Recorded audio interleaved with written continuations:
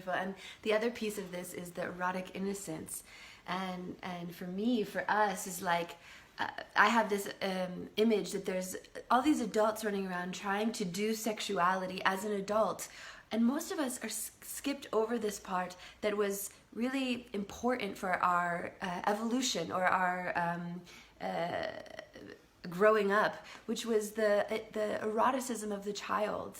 That child who's just naturally erotic on its own, who doesn't know what erotic energy is, but just like touching the body and exploring and wondering, like, oh, this feels good, and what if I do this, and what if I touch you? Oh, that feels bad, and that feels good, like really being in this dialogue of truth. Yeah, so the erotic innocence for me is this child. We're like reclaiming the child inside that didn't get that time to explore the body and explore the impact of touching and listen to the sound and what sounds naturally want to come. So it's like this, what we've been doing with intimacy in many of our other events, now we're doing with erotic energy, which is breaking it back down into its very basic elements of breath, sound, movement, and touch, and coming together in community to create a laboratory to explore relationally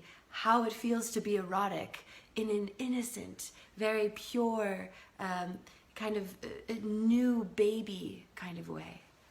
And why is it important to do this in communities? Because if you look at behavioral change for us human beings, it's very contextual.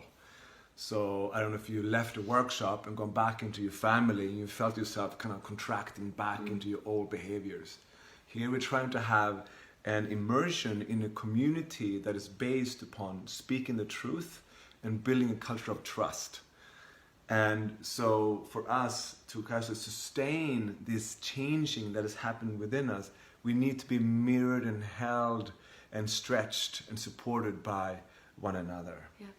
And sometimes I was talking to a couple guys at our workshop this weekend who flew in from out of town into this workshop in Berlin. And part of the thing is, sometimes if you live in a city and you're constantly going to workshops there, or you're part of a community, that community is constantly reflecting back the you that they know you to be. And sometimes it actually takes leaving your community and going to a new community to be reflected in a new way, to actually take that jump of growth that you know you're longing to evolve into, to be that person, to be the new person, where the old version of community is holding you to that old version of you. It's like, no, I need to be reflected as this new me. Yeah. And so this is the opportunity for attending these small weekend immersions anywhere in the world. And I encourage people to come in from out of town, if you've been going to a lot of workshops in your city, to go to a new city and see how you're reflected back there, and see what the gifts that community has to offer you.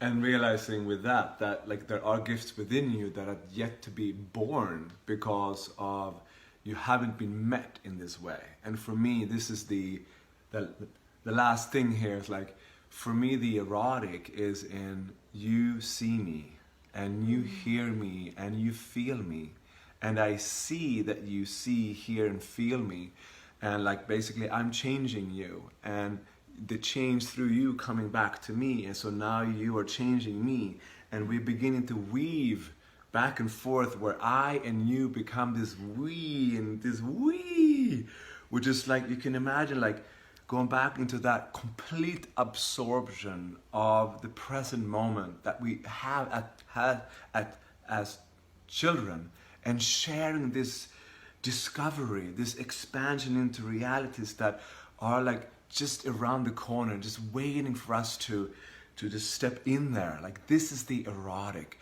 and it might feel really good. It might even feel sexual, but it doesn't have an end goal. All that is just to breathe in more consciousness into this present moment, and sharing this, and just floating into what actually really truthfully wants to happen. Yeah.